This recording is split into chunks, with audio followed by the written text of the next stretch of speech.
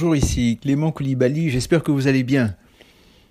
J'aimerais partager avec vous le fruit d'une méditation sur l'excellence. Donc, je vais partager aujourd'hui l'importance de l'excellence ou la recherche de l'excellence dans tout ce qu'on fait en général. Donc, l'excellence, c'est pas un nouveau concept ou quelque chose qui est arrivé, je veux dire, depuis l'aube des temps et puis dans la parole de Dieu. On va voir plusieurs exemples où nous sommes encouragés à rechercher cette excellence.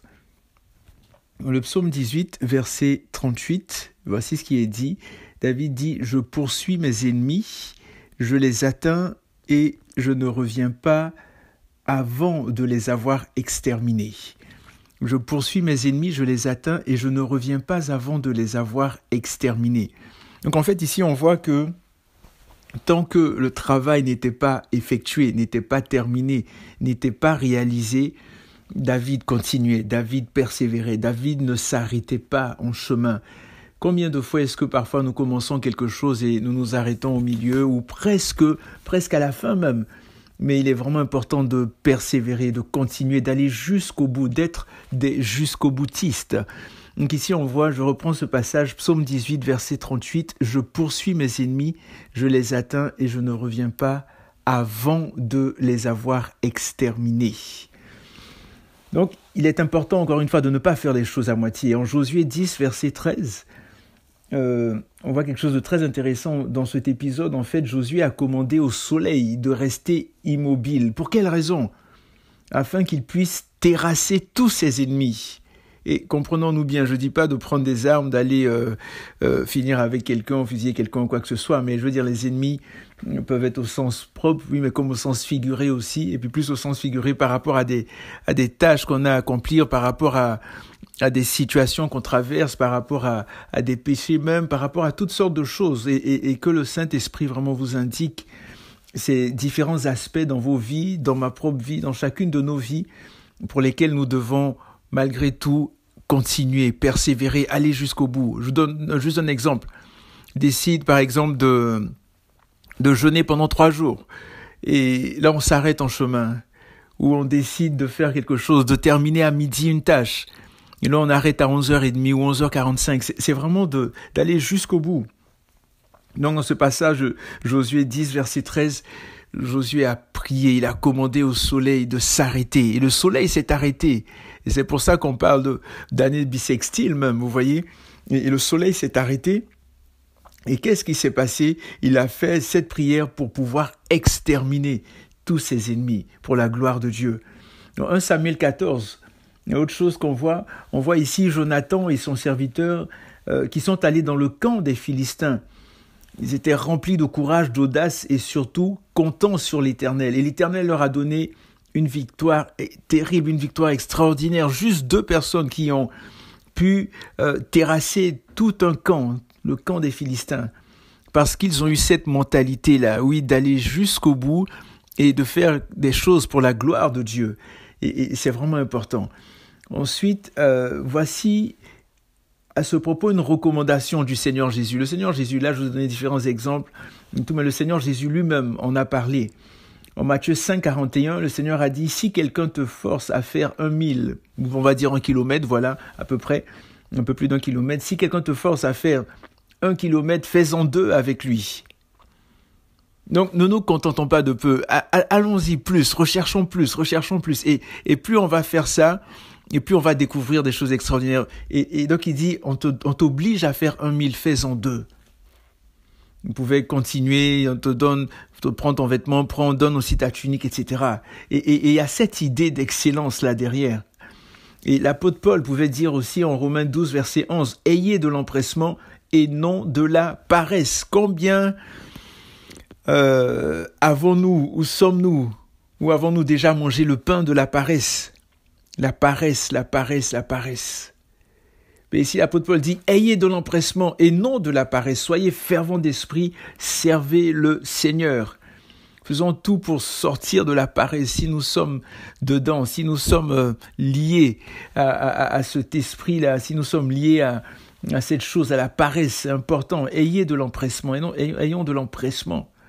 et non de la paresse. Ne soyons pas nonchalants, que ce soit dans notre démarche, que ce soit dans notre manière de parler, que ce soit dans notre attitude, etc., etc. Ayons de l'empressement. En 1 Corinthiens 15, verset 10, on voit également l'apôtre Paul qui pouvait dire « Par la grâce de Dieu, je suis ce que je suis, et sa grâce envers moi n'a pas été vaine.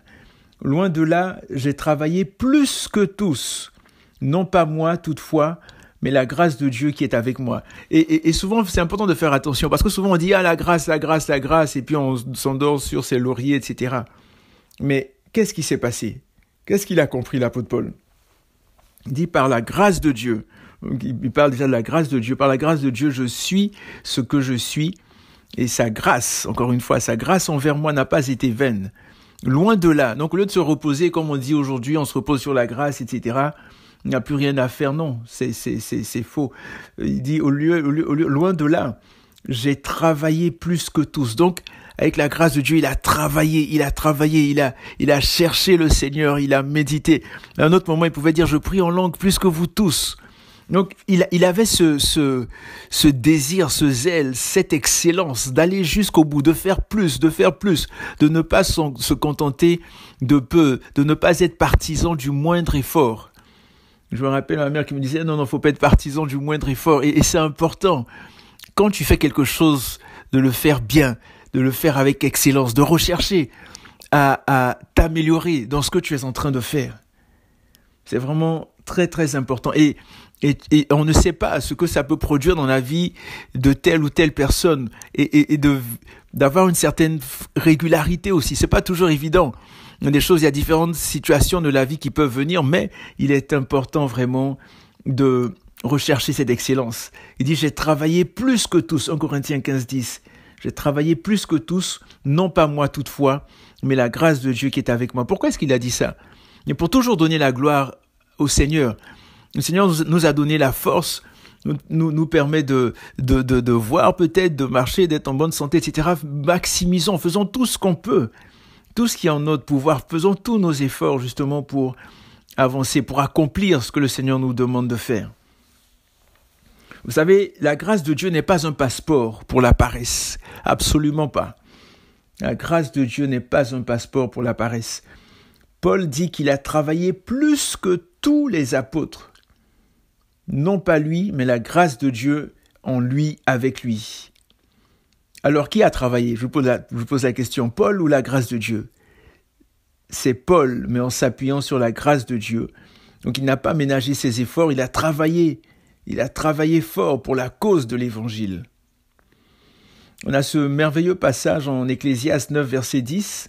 « Tout ce que ta main trouve à faire avec ta force, fais-le. Car il n'y a ni œuvre, ni pensée, ni science, ni sagesse dans le séjour des morts où tu vas. » Ecclésiaste 9, verset 10. « Tout ce que ta main trouve à faire avec ta force, fais-le.